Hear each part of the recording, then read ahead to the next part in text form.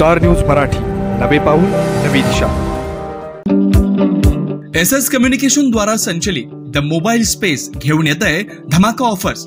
IPhone सह सर्व प्रकारच्या नामवंत कंपन्यांचे अँड्रॉइड फोन खरेदी करा आणि प्रत्येक मोबाईल खरेदीवर मिळवा हमखास भेटवस्तू आणि सोबत मिळवा 2 वर्षांची वॉरंटी। एवढंच नव्हे तर ब्रँडेड मोबाईलवर 30% डिस्काउंट, ॲक्सेसरीजवर तब्बल 70% मोठा डिस्काउंट। शिवाय आमच्याकडे अत्याधुनिक पद्धतीने मोबाईल दुरुस्ती देखील उपलब्ध। या धमाकेदार ऑफरचा लाभ घेण्यासाठी द मोबाईल स्पेस या शोरूमला आजच भेट द्या। डबल महाराष्ट्र केसरी पैलवान चंद्रहार पाटील यांनी सांगली जिल्ह्यात भव्य बैलगाडा शर्यतीचं आयोजन केलेलं आहे आणि दरवर्षीप्रमाणे याही वर्षी मोठा स्पर्धा होणार आहे। काय नेमकी कशी असणार स्पर्धा?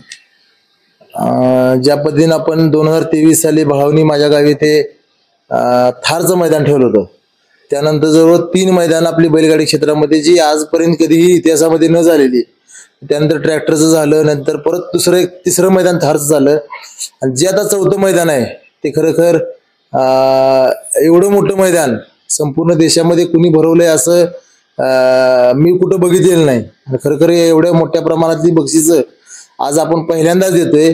शिवसेना बैलगाडी संघटनेचं हे पहिलं अधिवेशन होते सांगली जिल्ह्यामध्ये।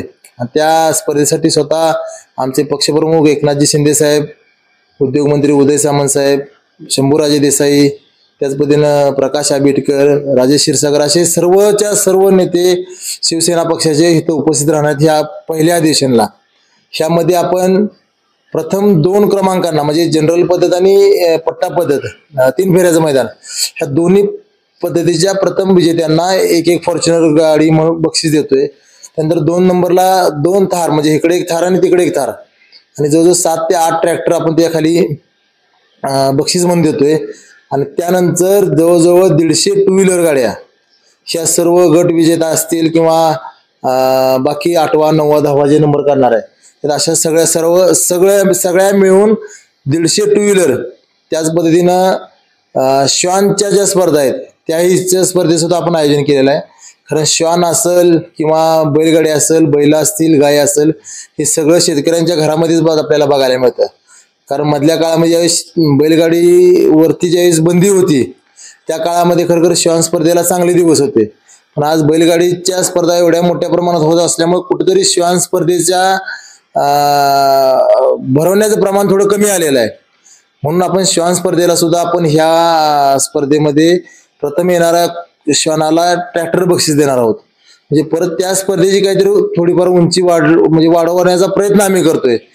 त्या स्पर्धेंना सुद्धा इथून पुढच्या काळामध्ये चालना मिळाली पाहिजे ही ह्याच्या पाठीमागची भावना आहे। आणि ह्या ज्या स्पर्धा होणार आहेत जवळजवळ 3 ते 4 लाख शेतकऱ्यांच्या उपस्थितीमध्ये शिवसेना पक्षाचं जे श्रीनाथ केसरी म्हणून आम्ही जे मैदान आयोजित केलेलं आहे, खरं तर श्रीकांत आणि एकनाथ ह्या नावावरून आम्ही हे श्रीनाथ केसरी हे असं टायटलला नाव दिलेलं आहे। श्रीनाथ केसरीच्या स्पर्धा आपल्या येणाऱ्या 9 नोव्हेंबर रविवारी तासगाव पासून एक थोड्या अंतरावर असणाऱ्या कोड्याचं माळ म्हणून जे एक प्रसिद्ध तिथलं बैलगाडी शर्यतीसाठी आहे त्या मैदानावरती ह्या स्पर्धा पार पडणार आहेत। आता जे मैदान भरवणार आहे यावेळची स्पर्धा वेगळी असणार आहे, कसं नेमकं स्वरूप असणार? दरवेळची स्पर्धा अशी असायची की माझी एका वेळेस आपण एकच स्पर्धा तिथं आयोजित करायचो।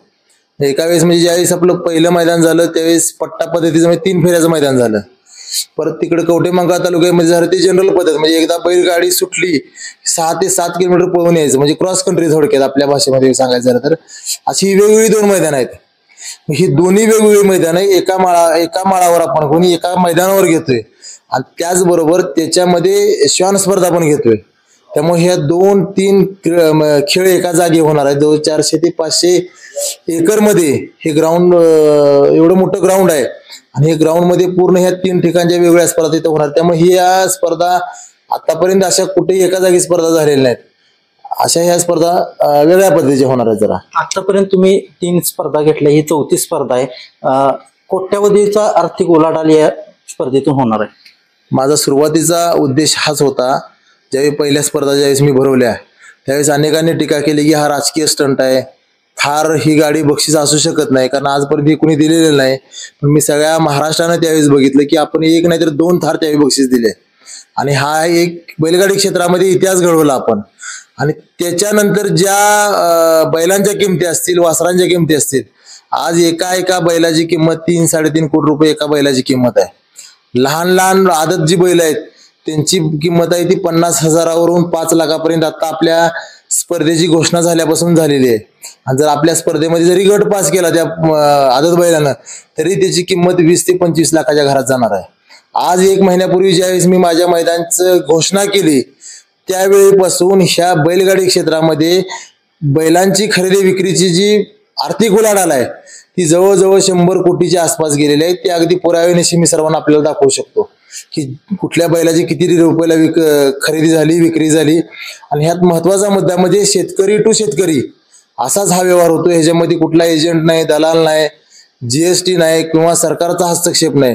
त्यामुळे डायरेक्ट थेट हा शेतकऱ्यांना फायदा होतोय. ह्याची उलाढाल आज 100 कोटीच्या घरात आज गेलेली आहे.